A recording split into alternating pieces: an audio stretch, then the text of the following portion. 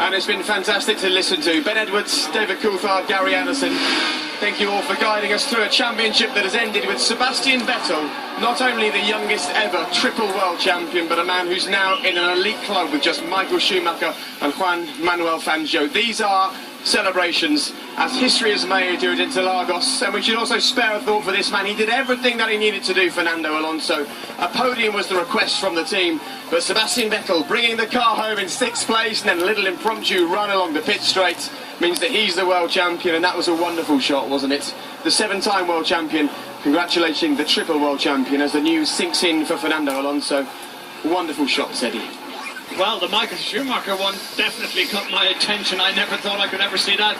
You know, Michael is such a selfish in the right way, I mean, but he was selfish all the way through his career. But today, he was magnanimous. He was actually triumphant because he wanted to give the young pretender the biggest threat to his successes in the past as young Vettel, and he gave him the chance. Wow, look at this, we're joined by Christian Horner. What's happened to your foot? I thought it was going to fall off. God, no, unbelievable. I've got no words. Well, thank you very much for the payout to start with, and we're actually standing right next to your pit wall here, and just give us an idea of the kind of emotions that you were feeling here, because what you needed was this finishing position for your young man, and that's what you got.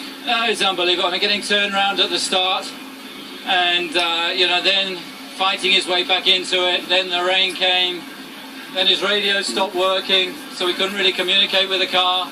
Then he came into the pit, so we didn't know what tyres, you know, he lost communication with him. We lost complete communication, and but he's stuck at it, and he's driven with so much determination this year, and he thoroughly deserves this World Championship because he's just never ever given up.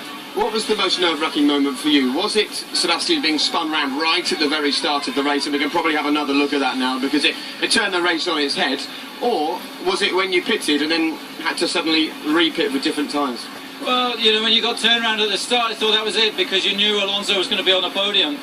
And but then, you know, thankfully everybody missed him, and he just drove back with such determination, got himself back into the top 6 quickly, and then the rain came. And then we had to go to the inters, and then we had to go back onto the slicks.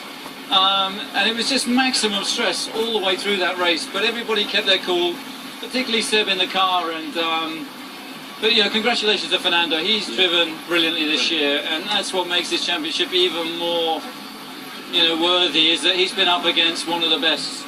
And, you know, what Sebastian's achieved is quite incredible.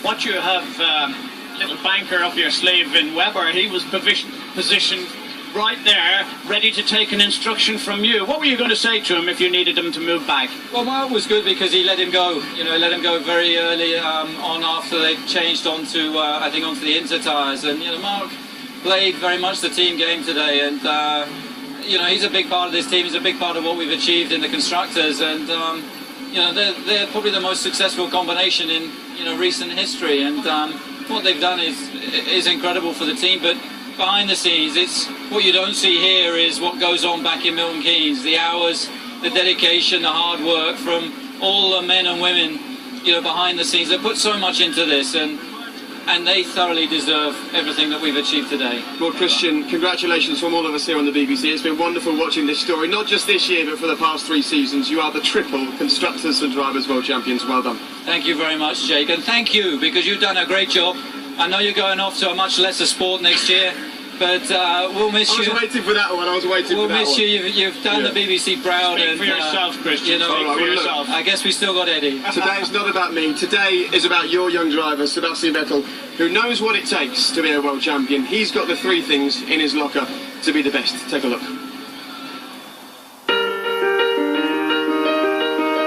This is Red Bull on the back foot a little bit here. They've lost some pace. He's in trouble. Vettel has a problem.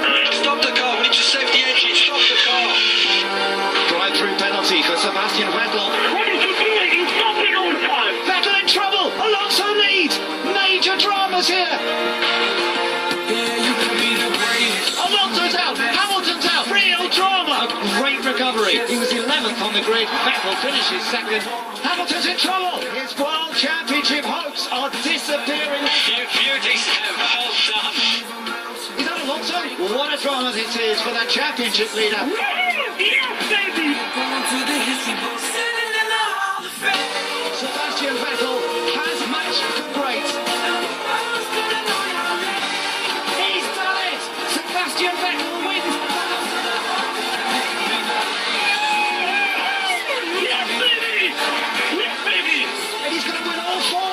is in Asia. There's Vettel coming from the very back of the field. Oh, beautifully done. A brilliant third place. As a Red Bull is Vettel. What drama here on the first lap in Brazil. Sebastian, this position is good enough. You're the world champion! You're the triple world champion, Sebastian Vettel! You are the man! He's done it once again, so I think you can forgive the loud music pumping out of the Red Bull garage. David Coulthard's down from the commentary box to join us. Do you have a voice left? I do. I think that was a thrilling end to the season, and irrespective whether you're a Red Bull fan or a Ferrari fan, you know, we had such drama. And right back to the start, how fearful were you about Seb's championship chances after that spin at the beginning? Because it set the race up amazingly. It did. I thought it was all over. You know, he got not only got spun around, he also took a hefty hit when Williams connected with the side of his car. But what was incredible with these guys, and I wish I had that sort of talent when I was driving, he's reversing the wrong way down the grid, watching the pack coming towards them, and he's keeping the car absolutely straight. Look at this. He sees the cars coming at him, and look, he's just working the wheel. And Eddie, a moment that gave us a dramatic race. Perhaps you on BBC One, before we disappear, could sum up the season for us. Well, it was so unpredictable. If I was to say one word, it is that.